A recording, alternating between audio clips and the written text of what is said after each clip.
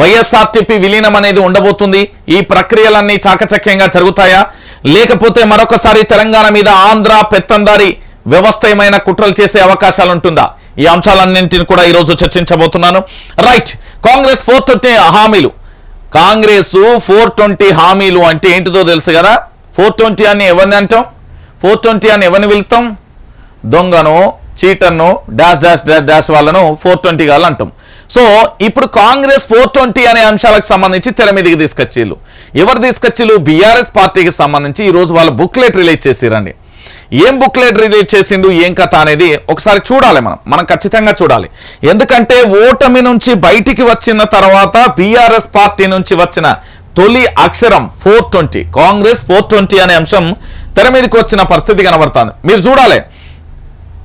ఎందుకంటే చాలా మంది మాట్లాడుతూ ఉండే 100 రోజులు సమయం ఇస్తాం, లేకపోతే ఇంకెన్ని రోజులు ఇవ్వాల్సిన అవసరం ఉంది, కొత్త ప్రభుత్వానికి ఓ ఏడాది సమయం ఇద్దాం. ఇలాంటి ముచ్చట్లన్నీ లేవు. మీ అందరికీ తెలుసో లేదో, తెలంగాణ రాష్ట్రం ఏర్పడిన తర్వాత బహుబహు మేధావులు కూడా ఓ పక్కన రాష్ట్రం ఏర్పడిన రోజు జెండా ఆవిష్కరణ చేసిన 30 రోజులు గడవనే లేదు. అప్పుడే గతంలో బీఆర్ఎస్ ప్రభుత్వం మీద విషం చిమ్మిర్రా, ఆరోపణలు చేసిల్లా, ఏం చేసిల్లు అనేది మనకు తెలుసు. ప్రశ్నించడం అనేది మేధావుల వంత అయితే మనం ప్రశ్నించడంలో తప్పులేదు. అయితే ఈ కాంగ్రెస్ పార్టీకి సంబంధించిన 420 హామీలేంటి? అసలు బీఆర్ఎస్ పార్టీ తొలి అక్షరం వెలువడింది. మీకు తెలుసో లేదో, 10 సంవత్సరాల తర్వాత 2001 నుంచి 2014 వరుసగా కూడా బుక్కులు రిలీజ్ చేసిన దాఖలాలు చూసాం. తెలంగాణ ప్రాంతం ఏంటి, తెలంగాణ ప్రాంతం మీద ఎలాంటి కుట్రలు జరిగినాయి, ఈ ప్రాంతానికి సంబంధించిన ఉద్యోగాలు ఏ విధంగా దోసుకెళ్ళిళ్ళు, ఈ ప్రాంతానికి సంబంధించిన ప్రాజెక్టులు ఏ విధంగా కొల్లగొట్టారు, ఈ ప్రాంతానికి సంబంధించిన వనరులను ఏ విధంగా దోసుకెళ్లారు, ఈ ప్రాంతంలో రాజకీయంగా ఏ విధంగా అనగదొక్కారు, ఈ ప్రాంత ప్రజల్ని ఏ విధంగా అవమానించారు, ఈ ప్రాంత ప్రజల సంస్కృతి సాంప్రదాయాలు వాళ్ళ యొక్క పండుగలను ఏ విధంగా హేళన చేశారు, ఈ ప్రాంత ప్రజలు ఏ రంగంలో ఎదగనీయకుండా ఏ విధంగా తొక్కిపడేశారు, ఈ ప్రాంతం మీద ఎంత చిన్న చూపు చూశారో 2021 నుండి 2014 వరకు వరుసగా బీఆర్ఎస్ అధినేత గులాబీ బాస్ బుక్కులు రిలీజ్ చేసిన దాఖలాలు కోకొల్లలుగా చూస్తాం. అటు ప్రజా సంఘాలు కానీ, ఇటు జాయింట్ యాక్షన్ కమిటీ కానీ, లేకపోతే అటు కాంగ్రెస్ అయినా కావచ్చు, లేకపోతే బీజేపీ అయినా కావచ్చు, కమ్యూనిస్ట్ పార్టీలు అయినా కావచ్చు, ఏదైనా కావచ్చు, రాష్ట్రం మీద స్వరాష్ట్రం ఏర్పాటు కోసం వరుసగా పుస్తకాల రిలీజ్ అనేది చూసాం. సరిగ్గా 10 సంవత్సరాల తర్వాత మొట్టమొదటిసారిగా కాంగ్రెస్ 420 అనే ఒక అంశాన్ని తెర మీదకి తీసుకొచ్చింది బీఆర్ఎస్ పార్టీ. అంటే బీఆర్ఎస్ పార్టీ లోపల మేధో మదనం చేసింది అనే విషయం చాలా క్లారిటీ వచ్చింది. బీఆర్ఎస్ పార్టీ భవిష్యత్తును ఆలోచిస్తుంది అనే ఒక క్లారిటీ వచ్చింది. బీఆర్ఎస్ పార్టీ భవిష్యత్తులో గనక ఏం జరగబోతుంది అనేది ఓ క్లారిటీ వచ్చింది. బీఆర్ఎస్ పార్టీ పార్లమెంట్ ఎన్నికలలో గనక ఓటమికి గురైతే ఆ పార్టీ భవిష్యత్తు మనగడ ఏంటి అనేది క్లారిటీకి వచ్చింది.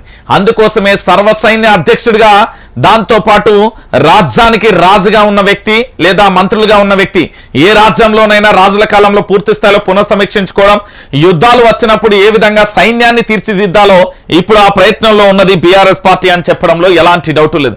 సో తొలి అక్షరం నేను చదివేది 10 సంవత్సరాల తర్వాత స్వరాష్ట్రాన్ని సాధించిన తర్వాత మొట్టమొదటిసారిగా నాటి టీఆర్ఎస్ నేటి బీఆర్ఎస్ పార్టీ ఒక పుస్తకాన్ని రిలీజ్ చేసిందండి. అది ఏకంగా విపక్ష పాత్ర పోషిస్తూ వచ్చిన ఈ పుస్తకం చాలా అద్భుతంగా ఉంటుంది. గుర్తుపెట్టుకోండి తెలంగాణ ప్రజలారా, నేను చెప్పే విషయం చాలా క్లారిటీగా గుర్తుపెట్టుకోండి. ఇది 420 హామీలు అంటూ మొట్టమొదటిసారిగా నాకు తెలిసినంత వరకు బీఆర్ఎస్ పార్టీ విపక్ష పార్టీలో ఉండి తొలిసారిగా తన చేత ఒక అక్షర పుస్తకాన్ని ప్రపంచానికి వదిలింది. ఏం జరగబోతుంది అనేది కూడా వదిలిన పరిస్థితి చూడొచ్చు. ఒక్కసారి మనం చదువుదాం అసలు ఏంటి ఈ హామీలు అనేది. ఒకసారి చూడొచ్చు. కాంగ్రెస్ 420 హామీలు. 2023 తెలంగాణ అసెంబ్లీ ఎన్నికలలో రాష్ట్రంలో అధికారంలోకి రావడానికి కాంగ్రెస్ పార్టీ ఎన్నో అలవిగాని హామీలను ఇచ్చి తెలంగాణ ప్రజలను మోసం చేస్తుంది.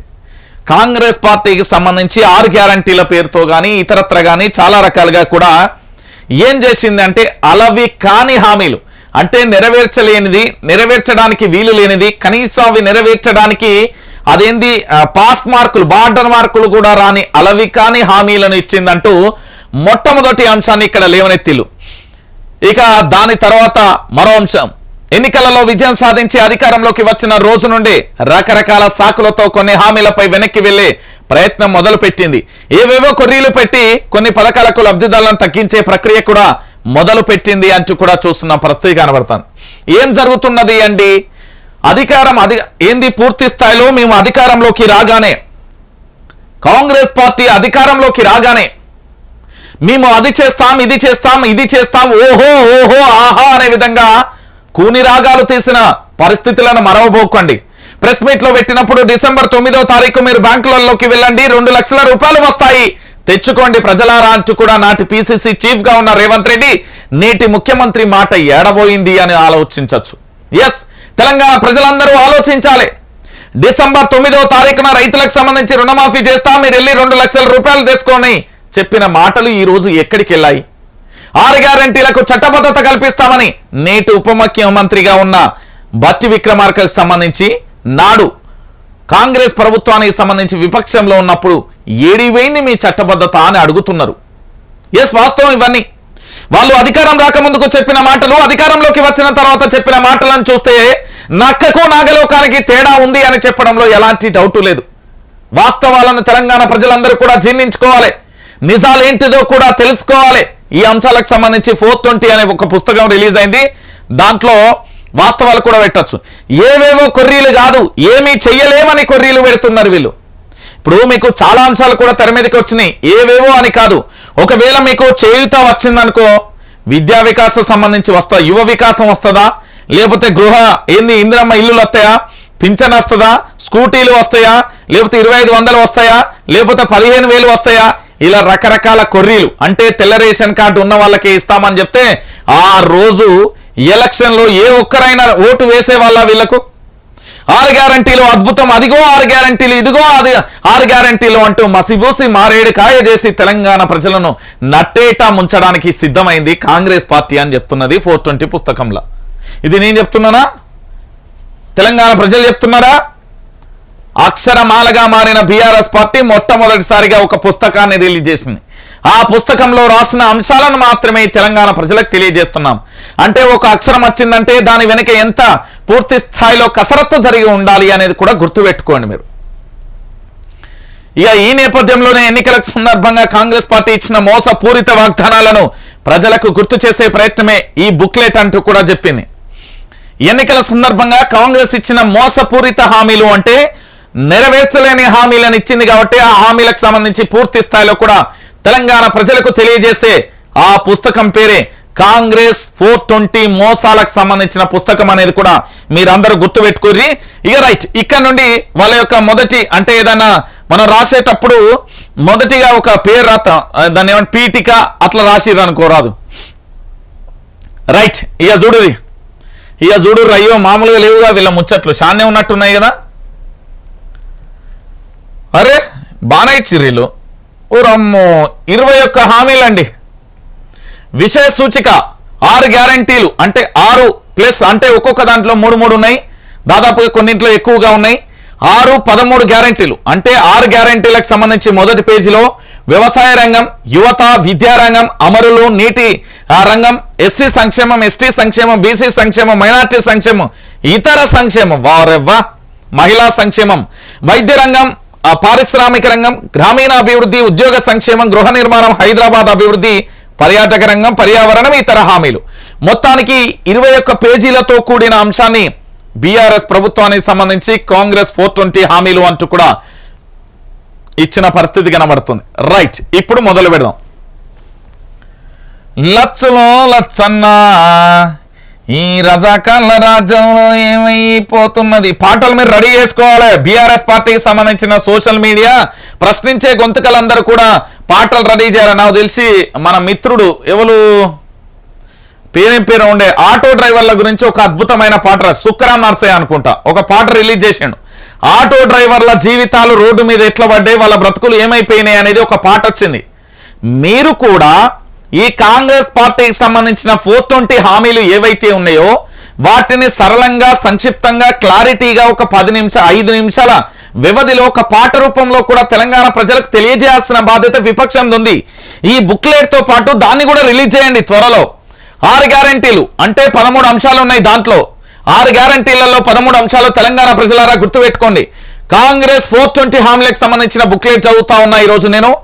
రైతు భరోసా, ప్రతి ఏటా రైతులకు, కౌలు రైతులకు ఎకరానికి 15,000, వ్యవసాయ కూలీలకు 12,000, వరి పంటకు క్వింటాలకు 500 బోనస్. ఇది ఎట్లా 420 అవుతుంది అనేది తెలంగాణ ప్రజలలో చాలా మందికి కూడా అనుమానాలు తారాస్థాయిలో ఉన్నాయనే విషయాన్ని మీకు గుర్తుపెడుతున్నా. ఒకటి మీకు ఒక విషయాన్ని చాలా క్లారిటీగా చెప్తా, మీరు గుర్తుపెట్టుకోండి. వీళ్ళు బుక్లెట్ రిలీజ్ చేసింది వాస్తవం, అందులో 420 అంశాలు అనేది కూడా వాస్తవం. అవన్నీ బోగస్ ముచ్చట్లు అనే అంశం, అలవి కాని హామీలు అనేది వాస్తవం. ఎందుకు అంటే రైతుకు సంబంధించి నిజమైన రైతు అంటే వ్యవసాయ భూమిని కలిగిన వ్యక్తి రైతు. కౌలు రైతు అంటే వ్యవసాయ భూమి చేయడానికి వీలు లేని రైతు. అనారోగ్యంతో కానీ ఇతరత్ర కారణాలతో ఎవరైనా భూమిని మరొకరికి ఇచ్చి వ్యవసాయ సాగు చేసుకోని బ్రతుదెరువు కోసమో మునాబా కోసమో ఆర్థికంగా వనరుల కోసమో ఇతరత్ర కోసం భూములు ఇచ్చే వాళ్ళు కౌలు రైతులు. అయితే ఇక్కడ భూమి ఉన్న వ్యక్తికి 15,000 రూపాయలు ఇవ్వాలి వీళ్ళ ప్రకారం. మరి దాంతోపాటు కౌలు రైతులకు కూడా 15,000 రూపాయలు ఇవ్వాలి. అంటే ఇక్కడ పట్టాదారు పుస్తకం ఒకటే, కానీ బ్యాంక్ అకౌంట్లు వేరు, వ్యక్తులు వేరు. యజమాని కౌలు రైతులకు సంబంధించి అంటే ఒక కౌలు రైతులకు సంబంధించి 30,000 రూపాయలు కూడా వస్తున్న పరిస్థితి కనబడుతున్నది. దీన్ని ఎలా ఇస్తారు, మరి ఏ విధంగా ఇస్తారు అంటే అది ఎట్లా ఇవ్వడానికి కూడా వీలు లేదు అనేది చాలా మంది రాజకీయ విశ్లేషకులు చెప్తున్నారు. ఏమున్నది, రైతు అనే వ్యక్తి తనకు సంబంధించిన ఒక వ్యక్తికి సంబంధించి ఆ జీతగాన్ని పెట్టుకోనో లేకపోతే ఇతరత్రనో నువ్వు నడిపిరబైన హైదరాబాద్లో లేకపోతే హనుమకొండలో లేకపోతే ఆదిలాబాద్లో నిజామాబాద్ కరీంనగర్ నల్గొండ ఎక్కడనో కారు ఉంటా అని చెప్పి వారానికో తపాచి చూసిపోతే ఆయన మునా వచ్చిందని ఆయన పేరు మీద 15,000 తీసుకోవచ్చు, ఈయన రైతు 15,000 తీసుకోవచ్చు. దీంట్లో ఫ్రాడింగ్ జరగాలి అంటే ఆ రోజు రైతు బంధు 100 ఎకరాలు ఉన్న వాళ్ళకు కూడా ఇస్తున్నారు, మంత్రులకు కూడా కోట్లు 2 కోట్లు 3 కోట్లు కూడా పడుతున్న పరిస్థితి కనబడుతుంది. ఇది ఎంతవరకు న్యాయం అంటూ ఆనాడు ప్రశ్నించిన ఇదే తెలంగాణ సమాజం కూడా ఈ రోజు ప్రశ్నించండి. రైతులకు కౌలు రైతులకు ఎలా ఇస్తావు బిడ్డ, ఏ ప్రాతిపాదికన ఇస్తావు, ఎక్కడి నుండి ఇస్తావు, అలవి కాని హామీలను ఎందుకు ఇచ్చినావు, తెలంగాణ ప్రజలను ఎందుకు మోసం చేస్తున్నావు అని నిలదీయండి. రైతులకు కౌలు రైతులకు ఏ విధంగా ఇస్తావు? రైతు వ్యవసాయం చేసే ప్రతి రైతన్నకు తెలిసి ముచ్చట. ఓ రైతన్న, నీ భూమి నీకే ఉంటది, నీ భూమి ఇతరులకు వ్యవసాయానికి కౌలు ఇస్తే తనకు 15,000 నీకు 15,000 ఇస్తానంటుంది కాంగ్రెస్ పార్టీ. అది ఎలా సాధ్యమవుతుందో నువ్వన్నా చెప్పారా? అదే జరా చూడండి, రైతులను మోసం చేసింది. ఇక వ్యవసాయ